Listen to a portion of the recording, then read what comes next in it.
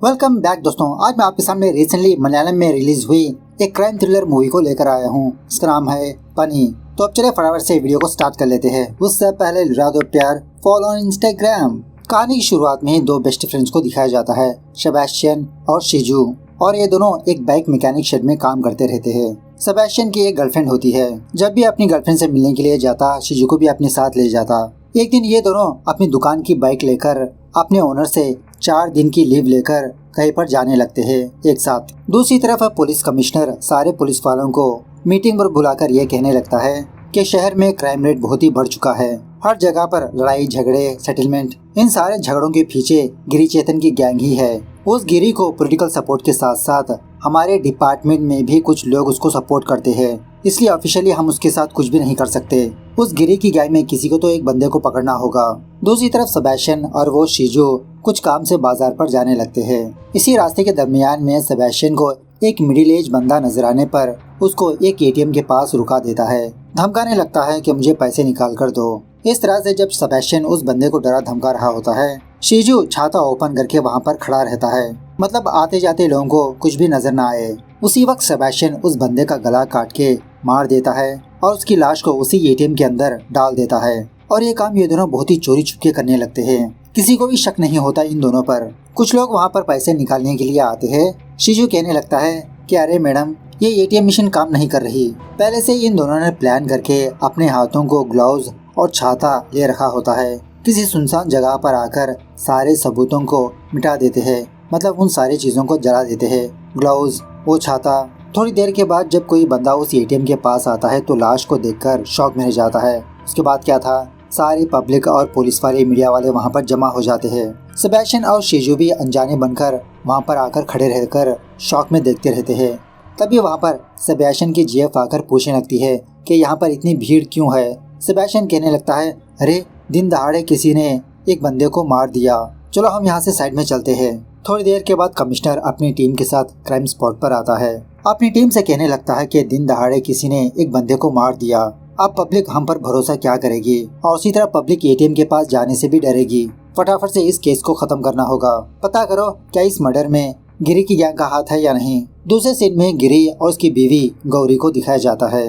Actually गिरी की बहुत बड़ी फैमिली होती है। इसका भाई, इसका ब्रदर इन लॉ, इसकी बहन, सारे फैमिली मेंबर्स में गिरी और उसकी माँ ही थोड़ा राउडी टाइप के बंदे होते हैं। और एक्चुअली आज सारे फैमिली मेंबर्स एक छोटी सी पार्टी मनाने का प्लान करते हैं। जब किसी जगह पर जाकर खाना खा रहे होते हैं, उसी वक्त गिरी की बहन गिरी के पास आती है, जो एक पुलिस वाली होती है। इसी दरमियान में गिरी की बहन को उस मर्डर के बारे में पता चलता है कि दिन दहाड़े किसी ने एक बंदे को मार दिया एटीएम के पास। गिरी से पूछने लगती है, क्या ये काम तुम्हारी गैंग का है। गिरी कहने लगता है कि आज हमारी गैंग में किसी ने भी किसी को नहीं मारा।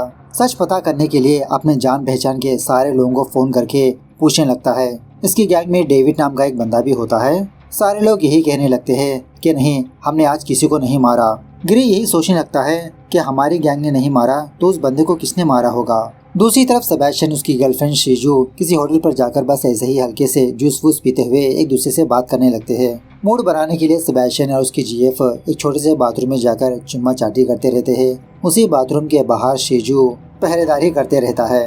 खैर उसके बाद पुलिस वाले इन दोनों पर शक ना करे, इसीलिए सेबेस्टियन और शिजू पुलिस स्टेशन पर जाकर अपना बयान देने लगते हैं कि सर, हम दोनों ने पहले उस लाश को देखा था। जब हम उस एटीएम के पास आ रहे थे तो कोई बंदा वहाँ से जा रहा था। मतलब केस को डाइवर्ट करने की कोशिश करने लगते हैं। यह होने के बाद जब गौरी किसी सुपरमार्केट में जाकर ग्रोसरीज खरीद रही होती है, उसी सुपरमार्केट के पास सेबेस्टियन और शिजू भी आते हैं। गौरी को देखकर अपने आप में थोड़ा तारीफ करने लगते हैं कि अरे यार, ये आंटी तो इस उम्र में भी बहुत ही हॉट लगती है, बस एक बार टच करना है मुझे। इस तरह से बहाने से सेबेस्टियन गौरी की कमर को टच करने लगता है। तभी गौरी सडनली सेबेस्टियन को एक छापड़ लगाती है। उल्टा सेबेस्टियन गौरी को सॉरी सॉरी कहकर वहाँ से जाने लगता है। उसके बाद जब गौरी टेंस में होती है, गिरी पूछने पर गौरी गिरी को सब कुछ बता देती है। यह सुनने के बाद गिरी को बहुत गुस्सा आता है। फटाफट से सेबेस्टियन और शिजू के पास आकर इन दोनों को बहुत मारने पीटने लगता है कि तुम दोनों की कितनी हिम्मत, मेरी वाइफ को ही टच करने लगे तुम। अगली बार तुम दोनों यहाँ पर नजर आए तो सच में तुम्हारा हाथ तोड़ दूंगा। अब यहाँ पर झगड़ा होता हुआ स्टोर के काफी सारे लोग जमा होकर देखने लगते हैं। सेबेस्टियन और शिजू वो शर्मिंदा होने लगते हैं। तो दोस्तों यहाँ से असली कहानी स्टार्ट होती है। खैर उसी रात गिरी के घर में एक छोटी सी पार्टी शार्टी होती रहती है। थोड़ा डांस, गाना बजाना, सारे लोग अच्छे से चिल करते रहते हैं। दूसरी तरफ सेबेस्टियन और सीजू हॉस्पिटल में अपना ट्रीटमेंट ले रहे होते हैं। उसी वक्त दो बंदे इन दोनों के पास आकर इनको थोड़ा पैसे देने लगते हैं, क्योंकि इन्हीं के कहने पर सेबेस्टियन ने उस बंदे को मारा। जाते जाते पूछने लगते हैं कि तुम दोनों को चोट कैसे लगी। अब ये दोनों अपनी इज्जत बचाने के लिए झूठ कहने लगते हैं, अरे कुछ नहीं, बाइक से जा रहे थे, गिर गए, वही चोट है ये। सेबेस्टियन ठान लेता है कि किसी भी तरह से गिरी से बदला लेगा। ये दोनों हॉस्पिटल से डिस्चार्ज होकर अपनी बाइक के जरिए से हेलमेट पहनकर गिरी के घर के इर्द गिर्द घूमते रहते हैं। मतलब अच्छे से रिक्की करने लगते हैं कि गिरी किस वक्त घर में होगा, किस वक्त नहीं, कौन कौन आते जाते हैं, कब सही टाइम मिलेगा इन दोनों को। खैर एक दिन गिरी कुछ काम से किसी दूसरी जगह पर जाकर गौरी को वीडियो कॉल में बात करने लगता है कि गौरी, मैं जिस काम के लिए यहाँ पर आया हूँ वो अभी भी खत्म नहीं हुआ, मुझे आने में शायद थोड़ा लेट होगा। गौरी भी कहने लगती है, अरे आप अपना काम खत्म करके ही आइए, यहाँ पर इतने सारे लोग हैं देख रेख करने के लिए, आप शांति से आइए। उसी वक्त सेबेस्टियन और सीजू कंपाउंड वॉल कूद के गिरी के घर में घुस आते हैं। इन दोनों को देखकर गौरी शॉक में रह जाती है। जब अपने काम वालों को बुलाने लगती है तो यहाँ पर आने से पहले इन दोनों ने काम वाली बाइक को किसी कमरे में बंद करके रख दिया था। गौरी फटाफट से अपने रूम में जाकर दरवाजा बंद करने लगती है, लेकिन ये दोनों जोर लगाकर उस दरवाजे को खोल के कमरे के अंदर आकर गौरी के हाथ पेट से बांध देते हैं। कहने लगते हैं कि तुम्हें टच करने से ही तुम्हारे पति ने हमें मारा पीटा, अब देखो हम तुम्हारा क्या हाल करते हैं। गौरी कहने लगती है कि तुम नहीं जानते मेरा पति कौन है, वो गिरी चेतन है। वो कहने लगते हैं तो क्या हुआ। इस तरह से इसके साथ जबरदस्ती करने लगते हैं और ऊपर से शीजू इसकी वीडियो भी बनाने लगता है। उसके बाद जब ये बात गिरी को पता चलती है तो गिरी फटाफट से अपने घर पर आता है। अब सारे लोगों को इसके बारे में पता लग चुकी होती है। घर में मातम सा छा जाता है। डॉक्टर गिरी से कहने लगता है कि अब तुम्हारी बीवी ठीक है, लेकिन मेंटली बहुत डिस्टर्ब हो चुकी है उस हादसे की वजह से। बेचारा गिरी गौरी के पास नहीं जा पाता, शर्मिंदा होकर सोचने लगता है कि क्या चेहरा लेकर मैं उसके पास जाऊं। तभी यहाँ पर गिरी की माँ आकर गौरी के पास जाकर कहने लगती है, गौरी रो मत, तुम्हें कुछ नहीं हुआ। रास्ते पर जाते वक्त कुत्ता काटेगा तो क्या होगा, डॉक्टर के पास जाकर इंजेक्शन लगा लेंगे। ये भी ऐसा ही है, दो कुत्ते तुम्हारे पास आकर जबरदस्ती की, इसमें तुम्हारी क्या गलती, तुम शर्मिंदा क्यों हो। शर्मिंदा तो उन दोनों को होना चाहिए। तुम जल्द से जल्द रिकवर हो जाओ, फिक्र मत करो गौरी। बाद में गिरी के पास आकर कहने लगती है कि मैं गौरी को अपने साथ ले जा रही हूँ। जिस किसी ने भी मेरी बहू के साथ ऐसी हरकत की तुम उनको मत छोड़ना। गिरी मैं तुम्हें 3 दिन का टाइम देती हूँ। तब जाके गिरी गौरी के पास आकर इसको हक करके बहुत रोने लगता है, अपने दुख का इजहार करने लगता है। उसके बाद अपने घर का सीसीटीवी फुटेज देखने पर इसको सेबेस्टियन और शीजू नजर आते हैं, जो चोरी छुपके इसके घर में घुसा रहे थे। अपनी सारी गैंग को इन्फॉर्म कर देता है कि ये दोनों कहीं पर भी हो, फटाफट से इन दोनों को पकड़कर मेरे सामने लाओ। उसी वक्त गिरी की बहन यहाँ पर आकर कहने लगती है कि ये हादसा कमिश्नर को भी पता लग चुकी है भाई, हम लीगली इस चीज को हैंडल करेंगे। गिरी कहने लगता है नहीं, तुम इस केस से दूर ही रहो, मैं खुद इस केस को डील कर लूंगा। गिरी की गैंग सेबेस्टियन और सीजू को काफी जगहों पर ढूंढते रहते हैं। इसी दरमियान में डेविड को ये बात पता चलती है कि वो दोनों किसी मैकेनिक शेड में काम करते हैं। इस तरह से डेविड को एड्रेस वगैरह बताने पर डेविड सेबेस्टियन के ओनर को अपने पास बुलाता है। वो बंदा कहने लगता है, हाँ सर, वो दोनों मेरी ही दुकान में काम करते हैं। जब वो दोनों कुछ सेटलमेंट वगैरह भी करते रहते हैं। फिलहाल 4 दिन लीव लेकर गए हैं, पता नहीं कहाँ पर गए। हाँ, उस सेबेस्टियन के फादर कहाँ पर रहता है मुझे पता है। इस तरह से उसके घर का एड्रेस देने पर डेविड के गैंग सेबेस्टियन के घर पर जाकर उसके फादर को उठवा लेते हैं। दूसरी तरफ सेबेस्टियन अपने जीएफ के साथ किसी सुनसान जगह पर कांड करते रहता है। उसी वक्त एक अनजान बंदा सेबेस्टियन को फोन करके कहने लगता है कि कुछ लोग तुम्हें ढूंढ रहे हैं, वहाँ से भाग जाओ। अब उसी पुराने घर के बाहर शीजू होता है जो पहरेदारी करते रहता है। सेबेस्टियन कहने लगता है, शीजू चलो हमें निकलना होगा।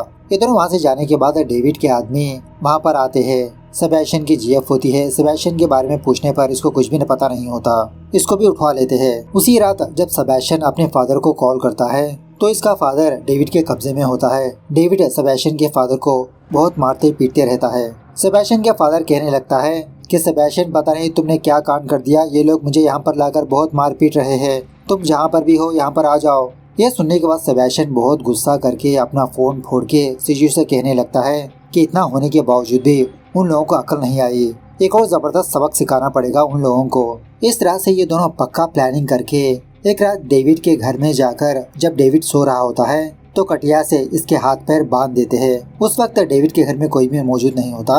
डेविड कहने लगता है कि तुम दोनों बहुत गलत कर रहे हो, तुम्हें पता नहीं मैं कौन हूँ, हम तुम दोनों को नहीं छोड़ेंगे, अभी भी मौका है। लेकिन ये दोनों डेविड की गन लेकर इसी को मार देते हैं साइलेंसर रख के, और वो गन भी अपने साथ ले जाते हैं। थोड़ी देर के बाद जब ये बात गिरी और डेविड की वाइफ को पता चलती है तो ये दोनों बहुत दुखी होने लगते हैं। गिरी डेविड को बहुत लाइक किया करता था, इसकी राइट हैंड जैसा था। अब उन दोनों ने डेविड को ही मार दिया। गिरी जब वापस अपने घर पर जाने लगता है अपनी कार के जरिए से, उसी वक्त ये दोनों गन लेकर गिरी पर फायरिंग करने लगते हैं। गिरी को हल्के से चोट भी आती है, लेकिन गिरी अपनी गन लेकर उन दोनों पर फायर करते हुए उन दोनों को चेस करने लगता है। थोड़ी देर तक इन दोनों के बीच जबरदस्त तरीके से चेजिंग होने लगती है। फाइनली ये दोनों गिरी की नजरों से ओझल हो जाते हैं। गिरी इन दोनों को पकड़ नहीं पाता। किसी जगह पर आकर ये दोनों यही डिसाइड कर लेते हैं कि हमारे पास तो थोड़े पैसे है ना, चलो हम दोनों इस शहर से कहीं दूर चलते हैं। इस तरह से जब जा रहे होते हैं तो शॉकिंगली गिरी इन दोनों की बाइक के सामने आकर इनको ठोकने पर ये दोनों ब्रिज के जरिए से पानी में गिर जाते हैं। गिरी सोचने लगता है कि शायद वो दोनों मर चुके होंगे। उन दोनों को ढूंढने की कोशिश भी नहीं करता। खैर देखते ही देखते कुछ दिन और गुजरने लगते हैं। धीरे धीरे ये लोग अपने गम को भूलने लगते हैं। गिरी डेविड की वाइफ को और उसके बच्चों को भी अपने घर पर रख लेता है। इसी दरमियान में एक दिन गिरी के जीजा को ये इन्फॉर्मेशन मिलती है कि किसी जगह पर दो लड़के रेंट पर रहने के लिए आए हैं। गिरी का जीजा वहाँ पर जाने पर एक कपल अपनी जिंदगी गुजारते रहते हैं। इन दोनों से थोड़ा इन्फॉर्मेशन लेने लगता है। समझने लगता है कि शायद ये दोनों वो दोनों नहीं है। जाते जाते गिरी का जीजा उन दोनों को थोड़े पैसे देते हुए अगर कोई भी इन्फॉर्मेशन मिलेगी तो इसको इन्फॉर्म करने के लिए कह देता है। गिरी का जीजा उन दोनों से बात करके जब वापस अपनी गाड़ी के पास आता है तो उसकी गाड़ी के ऊपर दो बंदे बैठे होते हैं। पास जाकर देखने पर वो दोनों और कोई नहीं, सेबेस्टियन और सीजू होते हैं। गिरी का जीजा इन दोनों को देखकर शॉक में रह जाता है। पूछने लगता है कि तुम दोनों अभी भी नहीं मरे। सेबेस्टियन कहने लगता है कि बिना तुम्हारी फैमिली को बर्बाद किए हम दोनों कैसे मर सकते हैं। इस तरह से गन लेकर इस पर फायर करने की कोशिश करने लगता है, लेकिन वो गन फायर नहीं होती, जिसकी वजह से सेबेस्टियन एक चाकू लेकर इसको बार बार स्टैब करके मार देता है। उसके बाद सेबेस्टियन गिरी को फोन करने पर गिरी फोन पिक करके पूछने लगता है कि बोलिए जीजा जी। सेबेस्टियन कहने लगता है तुम्हारा जीजा नहीं, तुम्हारी मौत बोल रहा हूँ। तुम्हारा जीजा आखिरी सांसें गिन रहा है, आकर अपनी जीजा की जान को बचा लो। गिरी फटाफट से अपनी गाड़ी लेकर उस जगह पर जाने लगता है। बहुत ढूंढने के बाद सेबेस्टियन ने गिरी के जीजा को गाड़ी की डिक्की में रखा होता है। मरने की कगार पे होता है। गिरी फटाफट से हॉस्पिटल पहुंचाने लगता है इसको। थोड़ी देर के बाद डॉक्टर ट्रीटमेंट करके गिरी और उसकी फैमिली को खुशखबरी सुनाने लगता है कि अब तुम्हारा जीजा खतरे से बाहर है। गिरी सोचने लगता है कि अब वो दोनों दोबारा लौट कर आए हैं, मेरी फैमिली को टारगेट बना रहे हैं। अब मुझे मेरी फैमिली को अकेला नहीं छोड़ना चाहिए। उसी वक्त पुलिस वाले गिरी के पास आकर कहने लगते हैं कि गिरी चेतन, अब ये केस हमारे हवाले कर दो। अटेम्प्ट टू मर्डर का केस है ये, हम डील कर लेंगे। गिरी कहने लगता है कि मैं तुम लोगों पर भरोसा करके मेरी फैमिली को खतरे में नहीं डाल सकता। उन दोनों ने डेविड को मारा और अब मेरे जीजा को मारने की कोशिश की। मैं खुद इस चीज को डील कर लूंगा, प्लीज आप यहाँ से जाइए। इस तरफ हॉस्पिटल में गिरी की माँ कोई चीज लाने के लिए लिफ्ट के जरिए से जाने लगती है। शॉकिंगली उसी लिफ्ट में वो दोनों बुर्का पहनकर होते हैं। एक चाकू लेकर गिरी की माँ पर हमला करने की कोशिश करने लगते हैं, लेकिन गिरी की माँ इन दोनों से जबरदस्त तरीके से फाइट करने लगती है। लेकिन फाइनली ये दोनों गिरी की माँ को बेहोश कर देते हैं या तो फिर मार देते हैं। हॉस्पिटल से बाहर आकर ये दोनों गिरी को फोन करके इसी के बारे में बताने लगते हैं कि अब तुम्हारी माँ को बचा लो जाके। गिरी को गुस्सा आकर अपनी माँ को बचाकर फटाफट से उन दोनों को ढूंढने के लिए निकलता है।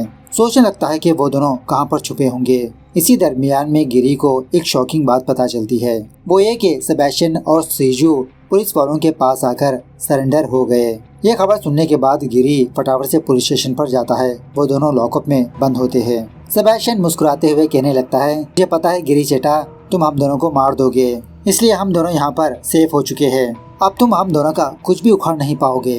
इन दोनों की बातें सुनने के बाद गिरी को बहुत गुस्सा आने लगता है। उसी वक्त कमिश्नर गिरी के पास आकर कहने लगता है, सर प्लीज आप यहाँ से जाइए, हमें हमारा काम करने दीजिए। अब मजबूरन गिरी वहाँ से जाने लगता है। बहुत अफसोस करने लगता है कि इन दोनों ने मेरी फैमिली वालों को मार दिया और मैं कुछ भी नहीं कर पा रहा हूँ। खैर दूसरे दिन पुलिस वाले सेबेस्टियन और सीजू को कोर्ट के पास ले जाने लगते हैं। कोर्ट के पास काफी सारे लोग आते हैं, मीडिया वाले, पुलिस वाले, गिरी की गैंग। ये दोनों गिरी की गैंग को देखकर हंसने लगते हैं कि गिरी इन दोनों का कुछ भी नहीं बिगाड़ पा रहा। उसी वक्त एक अनजान बंदा इन दोनों पर फायर करने लगता है और वो भी शोल्डर्स पर। मतलब ये दोनों नहीं मरते, जख्मी हो जाते हैं। पुलिस वाले फटाफट से इन दोनों को हॉस्पिटल में एडमिट करवाने लगते हैं। हॉस्पिटल के पास भी काफी सारी भीड़ जमा हो चुकी होती है और इसी तरह गिरी की गैंग मौके की तलाश में होती है, लेकिन उस हॉस्पिटल के पास फुल सिक्योरिटी होती है। कमिश्नर अपनी टीम से यही कहने लगता है कि कल सुबह हम किसी भी तरह से इन दोनों को कोर्ट में प्रोड्यूस करना होगा। इसी दरमियान में एक एम्बुलेंस का ब्रेक फेल होकर वो सडनली हॉस्पिटल के अंदर घुस जाती है, गाड़ी के ऊपर भी चढ़ जाती है। ये देखकर हॉस्पिटल के सारे लोग वहाँ पर जमा होकर उस ड्राइवर को बचाने लगते हैं। एक्चुअली ये सब कुछ गिरी का ही प्लान होता है। गिरी और उसके आदमी कप्का, सेबेस्टियन और शिजू के रूम में आकर उन दोनों को अपने साथ ले जाते हैं। पुलिस को शक ना हो इसके लिए गिरी इन दोनों को एक सुनसान जगह पर लाता है। अपनी फैमिली वालों के बारे में याद करके इन दोनों को बहुत मारने पीटने लगता है। इतना मार खाने के बावजूद भी सेबेस्टियन मुस्कुराते हुए गिरी से कहने लगता है कि मुझे पता है गिरी चैटन, तुम हम दोनों को मार दोगे, लेकिन क्या होगा, मैंने तुम्हारी बीवी के साथ अच्छे से एंजॉय किया, डेविड को मार दिया, तुम्हारी माँ को जख्मी किया। गिरी इन दोनों को तगड़ी सजा देने के लिए हाथ को रस्सी बांधकर लटका देता है, लेकिन फिर भी ये दोनों हंसने लगते हैं। उसी वक्त गिरी शिजू के शरीर में बॉम्ब फिक्स करके उसके छितरे छितरे उड़ा देता है। सेबेस्टियन के आंखों के सामने ही। ये देखकर सेबेस्टियन जोर जोर से चीखने चिल्लाने लगता है, बहुत डरने लगता है। गिरी सेबेस्टियन की आंखों में डर देखता है। बाद में सेबेस्टियन का भी वही हाल होता है, बॉम्ब के जरिए से इसके भी छितरे छितरे उड़ जाते हैं। इस तरह से गिरी अपनी फैमिली वालों को मारने का बदला ले ही लेता है फाइनली। तो मूवी कैसे लगी कमेंट करके बताना जरूर। मिलता है अगली वीडियो में, तब तक take care, bye bye, see you soon.